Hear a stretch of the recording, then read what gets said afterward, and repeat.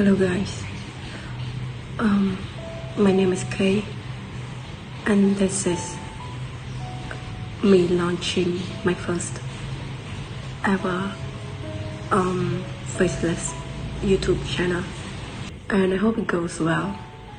I think I'm gonna be here talking about realistic feelings, mostly feelings and thoughts and philosophies maybe that people usually avoid, people usually talk about. So all I'm gonna be all throughout my videos is being genuine about the realities and about feelings, because I feel like people are avoiding genuine feelings and genuine talks.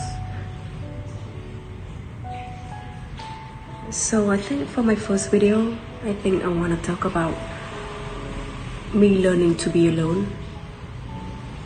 It's really paradoxical because I'm someone who really craves affection and attention. I value relationships, friendships, even family relationship. I value every single kind of relationship. Yet I can be the most detached and cold person ever. And I really hate feeling lonely, but at the same time, being alone is my comfort zone. I don't like people climbing in and breaking my walls down. I don't like putting my guards down. And very importantly, I'm a very observative person, so I can read the room very, very clearly. And all in all, I'm just very intuitive. So I'm gonna talk about my path of learning to be alone.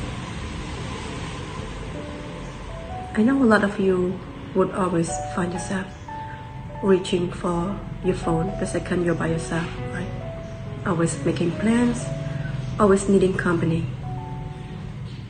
And if the thought of a day alone feels like less a break and more like a punishment, you're not alone in feeling that way.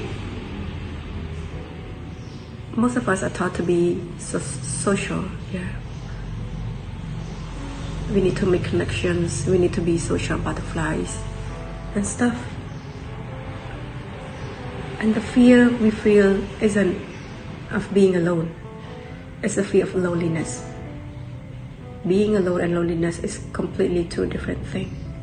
Loneliness is a feeling of sadness from wanting connection but not having it. Solitude, however, I think it's the conscious choice to be with yourself. It's an opportunity, not a burden. And today, I think I'm gonna talk about how to turn those empty moments into the most meaningful moment of your life. You don't have to jump into a week-long cabin retreat. You can just start small steps. Implement 15-minute rule. A 15-minute rule may include 15 minutes a day, screen-free, distraction-free. Don't listen to music, don't watch TV. Just sit, maybe with a book or a cup of tea. Or just looking out the window. The goal isn't to do anything. It's just to notice what's happening in your mind and everything around you. Most of the time, people neglect what's going on. And there's this theory that the world is actually losing its color. But I don't think many people notice that, because everyone's too focused on making connections on the screen.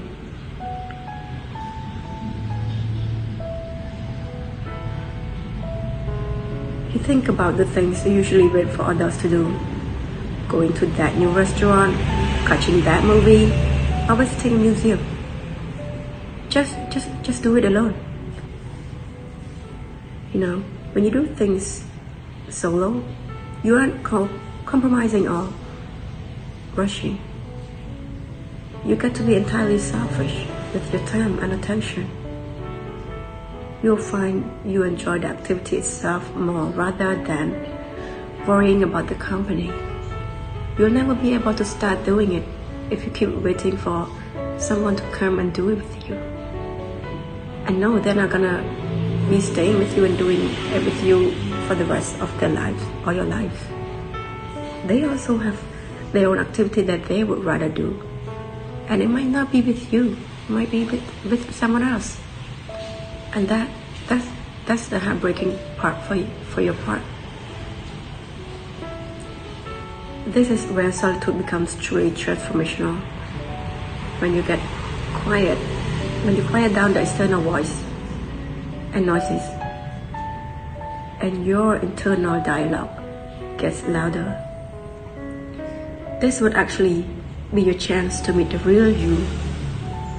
Get a journal, start writing, not just about the day, but about your feelings, dreams, and anxieties.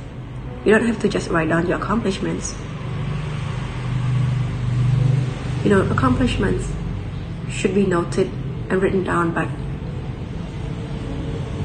you can even write down your insecurities, what bad thing has gone in your day. It's the real you. And ask yourself, what do I truly want? What am I avoiding? And this dedicated self-reflection is the foundation of your own self-trust. There will be times when sitting alone feels bad, and that's okay. That's usually your mind surfacing things you've been too busy to deal with. Don't immediately distract yourself and acknowledge the feeling and let it pass. You can't just avoid everything. It will start to build up. And then when you get too self-conscious, you start worrying that you are just avoiding those feelings, and will just come back to you. Like a muscle, your comfort with solitude strengthens with practice. It takes time. Everything takes time. And personally, it takes a really long time for me to get here. The silence stops being a void to be filled with and starts being a sanctuary for you to rest in. The ability for you to be comfortable alone is the ultimate act of self-reliance. It means your peace and your happiness don't depend on anyone else's presence. It means you are a whole by yourself. Start taking the first step today. Find 15 minutes or 20 minutes of silence, and you might just discover the best company you've ever had.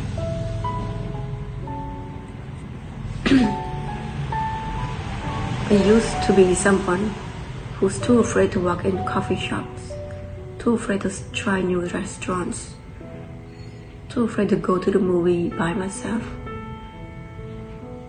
too afraid to walk in for a table of one, too afraid to go someplace new. But I learned that the people whom I thought I needed company were unaffected by my absence. And then I started learning that the absence would later not affect me. It would not affect my transformation into someone better, someone who can do stuff on her own. It's not that bad.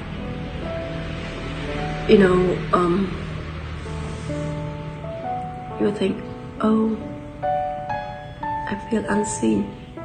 Oh, I feel so alone. Oh, it's scary. But try it. Try it.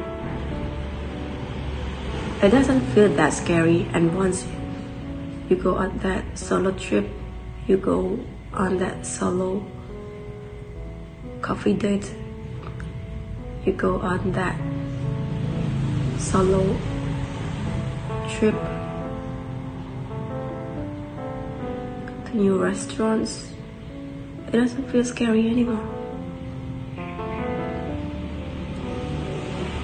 Good news is you will enjoy being on your own so much. And of course, there are side effects, which might not even be side effects. Personally, I start to not let people in. I start to trust myself so much that I can do it, even though it might scare me at first. My legs might get shaky at first. My hands might be trembling at first, but I walked in. I walked into that restaurant. It was never about them. Later I realized it was all about me. I was always scared that if I don't have company, people will keep looking at me. Why am I sitting at the table alone? Why am I sipping my coffee alone? But no. It seems better that way.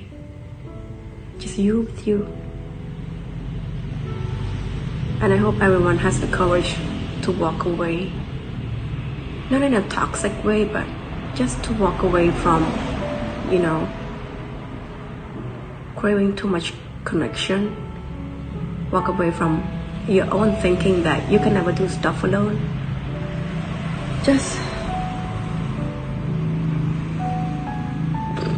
walk away from any toxic relationship. Or it might not even be toxic at all, but the need to be included in plans, the need to invite someone. I hope you all get that courage. I think that's all for me.